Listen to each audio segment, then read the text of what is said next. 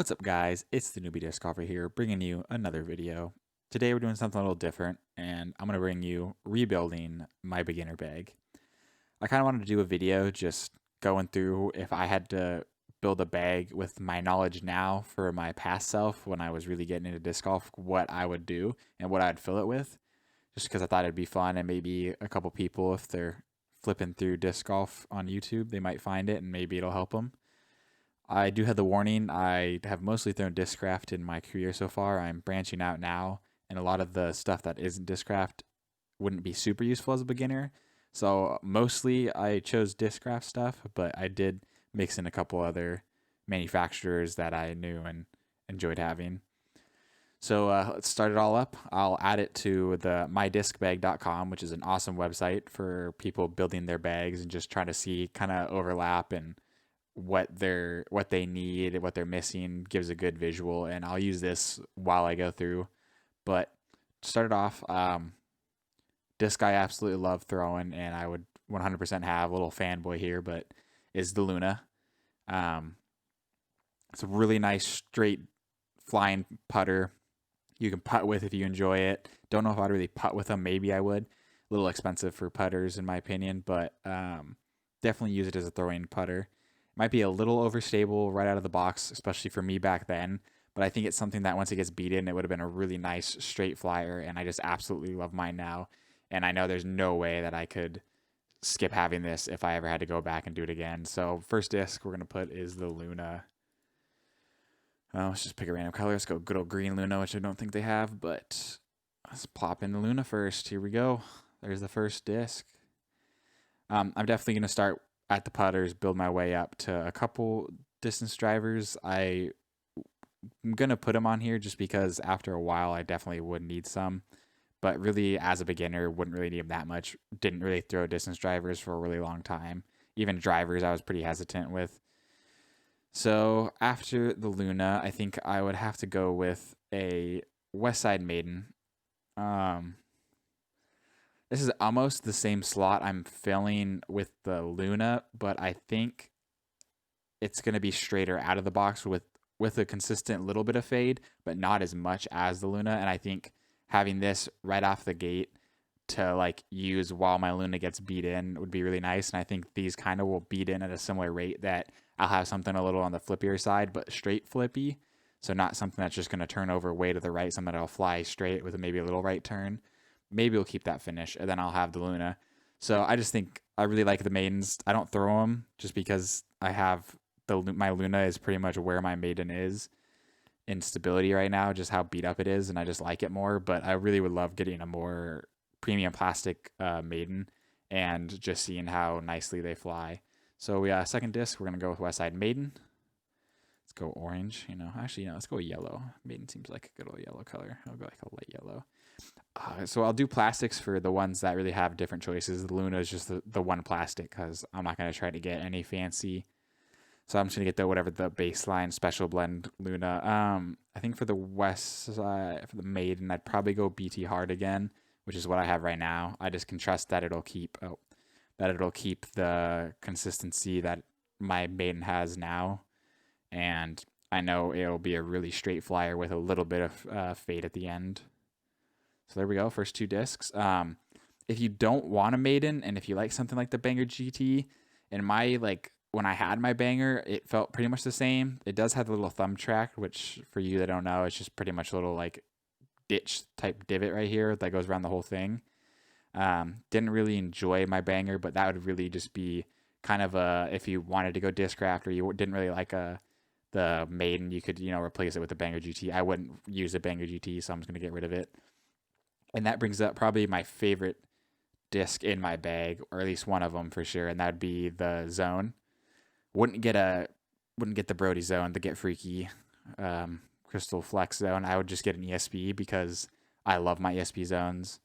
I also have an X Soft Zone that beats in a little bit and goes a little straighter, but I think as a beginner, having an overstable disc like the Zone in a premium plastic that is going to hold up and that's really going to work well is something that you need. And I've used mine so much since the moment I've gotten it, and that was when I was a beginner. So I would definitely give myself another Zone and just learn how to use it to get out of jail, learn how to use it on short little um, sharp angle holes, and just, yeah, just pretty much any time you don't know what to throw, just take out the zone and you should be good. And what color do we want? Let's go, looks like red, and we'll go like a really dark red, almost brown, whatever. The one thing I don't like about this is they put the Luna and the Zone at the same category, and I think the Zone is way more overstable than a Luna. I think Luna straight out of the box definitely has stability into it, but it's not a Zone. You're not going to flip over a Zone if you're throwing it flat as a beginner, and you're not really going to do it as a Luna, but you're not. If you turn over a Zone, it's fighting back for sure. If you turn over a Luna, it'll start fighting back, but it's not going to fight back like you'd expect a Zone to. So that's the one thing I don't like really about this chart, and I could adjust it manually, but I think I'll just leave it to kind of give everyone that like doesn't really know how they would fly. If you're using this website and you have no clue how they're going to fly, this is going to tell you what it's like. So I think until you go out and test, you won't really know, and it's just a little unfair for new people getting into it. That kind of sums up my, well, actually, what am I doing? I totally forgot a disc here. So I guess you guys will get on the fly. Yeah, okay. Well, my Understable putter, which I totally forgot about, it will be a Latitude 64 spike. It's one of those interesting discs that has the thumb tracks, which not the biggest fan of, but they're not terrible. I can live with it. There's enough disc around it that you can use to not touch the thumb track. I got this and it was a lot straighter than I thought initially, but after a couple tree hits and like just some use, just some really like consistent time throwing it in the field and stuff, I learned that it really is that perfect understable disc for beginners and even advanced players. It's something that won't, let's just go like that. It's something that won't flip over and just hit the ground on like a roller angle and just roll out randomly, or like cut roll, I guess would be it won't cut roll, but it'll do something that you can flip up on hyzer to a straight shot. You can throw it flat and it'll get a little bit of turn. And if you really power on it flat, you'll get a nice, just gentle fade to the right. And I found that it's such a great get out of jail free card for me who doesn't have a good forehand off drive. So I need something on a backhand that'll go to the right, but isn't just going to flip over really hard and cut roll. And I think as a beginner player, it might be a really nice straight, but it'll definitely get to that understable pretty quick.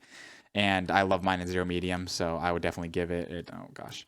So it'll be about the same as I am now, just maybe a little slower arm speed, so it might take a little longer for it to get that flippiness, but it'll still be something that I'll enjoy having, and I can use it for that kind of straighter throwing putter. So let's look at how my discs are. Oh, come on, flip. Okay, yeah, so you can see it's kind of, don't really have anything on that crazy understable side, but I haven't really thrown any discs that are out of the box this understable in the putter range. The spike's the closest, and I think it'll get there. But kind of like I said, I think these three discs, minus the zone will stay on this way left side. But I think these three discs are going to slowly shift over to the right and get a little more flippy and want to turn over more the more I use them, just because they're not in a premium plastic that's really going to hold up. They're in that lower durability plastic that'll do a good job kind of moving over into the more flippy and giving me more versatility in my putter range. I'm not going to put my putting putters because it's really such a feel thing, so I don't think it'll really help anybody. I like beadless putters. I putt with my Roaches. I could putt with Lunas because they're pretty similar, and I'll putt with my Spike. It's about the same thing too. I don't really like the Maiden trying to putt with it just because it has a bead. Never putt with the Zone. Way too overstable. But pretty much just, yeah, whatever putters you guys would want to use. I'll probably stick to my Roaches if I had to go back in time. Just like the feel of them. Great straight flyers. Well, let's move on to the mid-range. You can't go wrong with the Buzz. It was the first disc I bought when I really got back into disc golf. I had a couple beat up Innova starter pack mid-ranges. I had a Shark and a Cobra, and both of them were in their the DX plastic and just got beat up to crap. Were really understable. And I bought an ESP Buzz, absolutely loved it. And it was surprisingly actually stable. When I put it in the bag here, you'll see that it isn't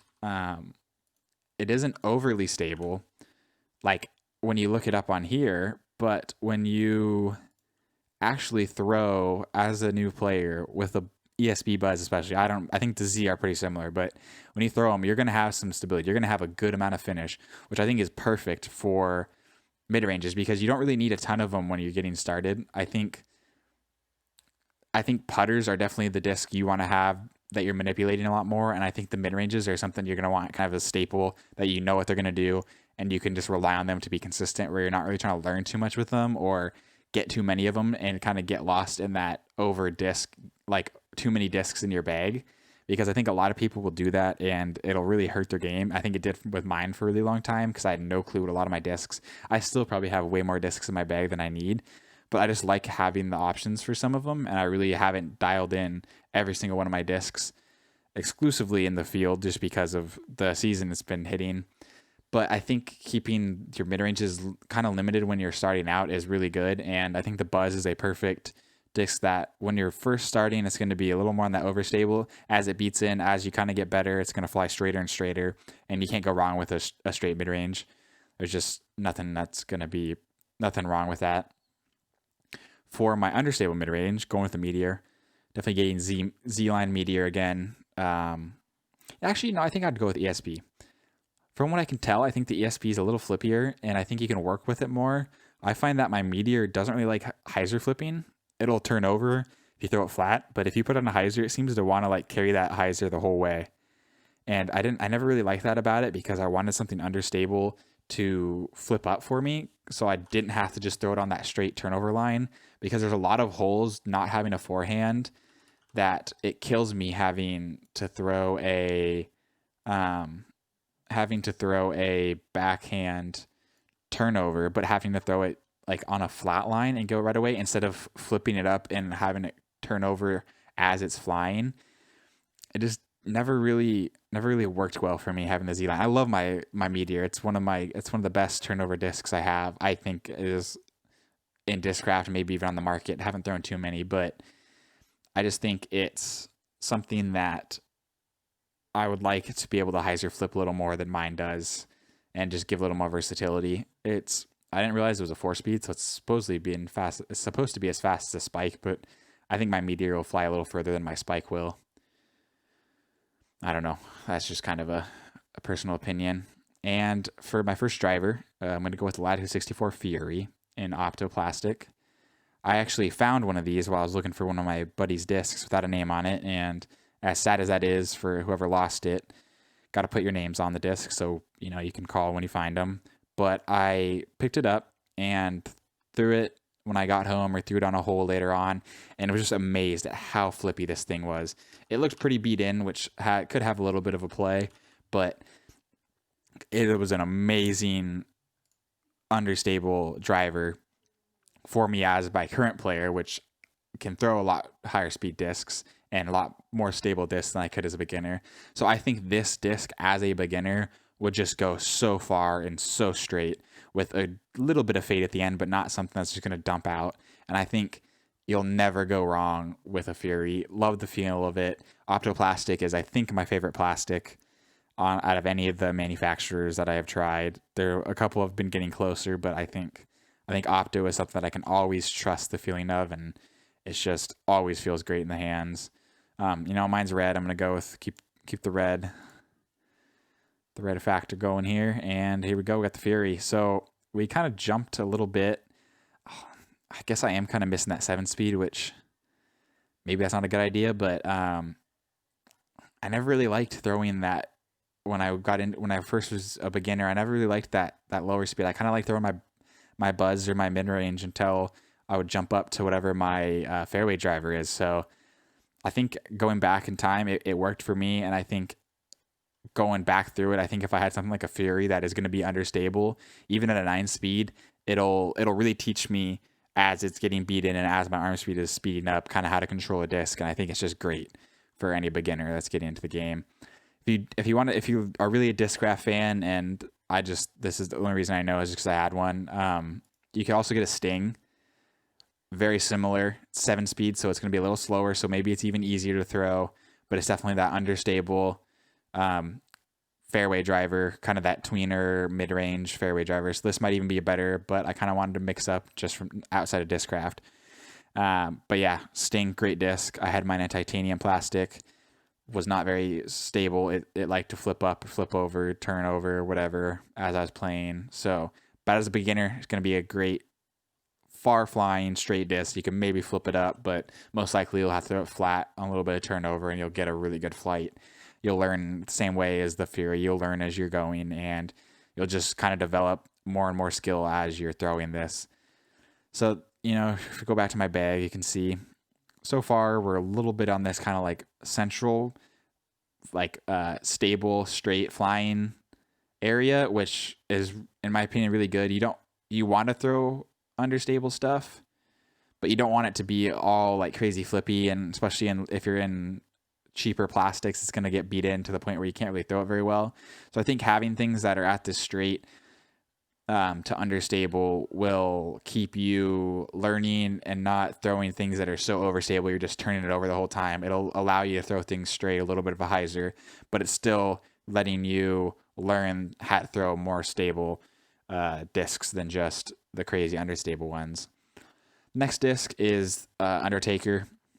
This would kind of be my overstable fairway driver as a new player. I bag 3 Undertakers right now, and I have a 4th one that I lost that I really hope I can find sometime soon. I know the general area. I just got to go through the woods. And I absolutely love the Undertaker. It's my all-time favorite fairway stable driver. Let's go look at the numbers. It's definitely, I got Undertaker. I got a TI Undertaker when I first did it because I saw Paul Macbeth throwing it and thought, I was like, oh, geez, that's a straight flying disc. I'll get it. Learned pretty quick that straight flying disc for Paul Macbeth is not a straight flying disc for me. And as you can see, it's a little more on the stable side than the Fury. And as a new player, it'll definitely be something that you're not flipping over. You're throwing it flat and it's going to fade almost the whole time. I really like the titanium, but I think I would go with an ESP this time. I had an ESP. That was the one I lost, and I really enjoyed it. It was a little less stable than my TI after some usage, but it still kept good stability, and I think it'd just be a nice addition to my bag. I could probably mix one more understable driver into this, but I'll just keep it shorter because I don't really know what else I would do. I'm thinking my Fury will get there and my Undertaker will kind of shift down. And so really that Overstable or another one kind of in this kind of range would be nice because they're going to shift as you're using them and as you're building up your arm speed from a beginner to a little more of an intermediate player. So kind of this, I would say this would be my true beginner bag. This is what I'd give myself to go out and play with. And I think I could do pretty well. I think my arm could handle most of it. Maybe the drivers might be a little on the fast side and the stable side, but I would like to think after some practice and like some working, some throws on the field, maybe just getting them a little beat in, that they'll get to that perfect speed and really give me just an all-around good bag. The key when you're building your bag as a beginner is to really keep it simple enough that you're not you're not filling your bag with useless discs, but also I think enough that you're not feeling like you are just throwing one disc the whole time and like learning how to throw it on every line, which throwing a disc on every line you want to learn how to do.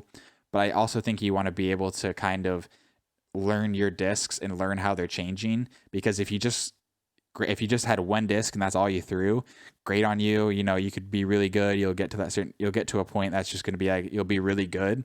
But I think you won't understand when you get a new disc really how it's flying and what way it's changing and how to really throw it as well, because you're so used to your disc. So you're like, oh, I had to throw on such a steep hyzer. Well, if you get a Fury, if I throw my Fury on a really steep hyzer, it's going to flip up and it'll even turn over on me. But if I throw my Undertaker on really steep hyzer, they'll maybe get to flat, but they're always going to be stopping at flat and going back left. And I think if you're only ever throwing your Fury and you're just learning, oh, if I want it to go way to the right, I throw less hyzer. If I want it to go left, I have to throw it kind of lighter on a lot of hyzer. But once you mix in having more than one disc and you're really learning each and every one of them and how it takes to throw each disc differently, I think it really will step up your game and it'll allow you to get more discs and find it easier transitioning into the new discs and putting them into your bag. Hope that made sense. Kind of stammering on right now, but to finish it off, we'll throw in some high-speed distance drivers just for the option when I get to that point. And if I really need it, if there's like windy, I might have to whip one of these out just because my arm speed can't handle. And maybe these will get a little understable in the wind. First one, we'll go with the Crank SS. This was the first distance driver I really bought, and this thing bombs. Mine got a little beat in. I had a Z Crank SS, which I'd get again if I could. I ended up losing it because it just got so flippy, and with some headwind, it just turned over and flew into some trees, and I can't find it. Little like blackberry tree mush of foliage, but Crank SS was a great distance driver for me as kind of that transitioning from beginner to an intermediate. I would say it was understable enough to give me some distance, but it also allowed me to trust that it was stable, that I was going to finish out. And it really taught me how to throw kind of those high speed drivers. Wouldn't throw it if the top two discs that the two distance drivers I'm putting on, I definitely would not throw them unless it's very specific scenarios for the first month or two, maybe even 3 that I was playing, because it's just, there's no need for it. You're not going to be able to throw it any further than you would your fairway drivers. And honestly, you'll probably be throwing your buzz or your putters at the furthest just because you won't have the nose down, and you won't be really getting the spin that you need to get them up to speed. And just to top it off, just kind of to complete that beginner bag, so you just have all the discs, is my D3 Max. This was my replacement for my Crank SS because I thought it'd be a little more stable, which honestly, looking at the numbers, it's about the same. Honestly, it's supposed to be less.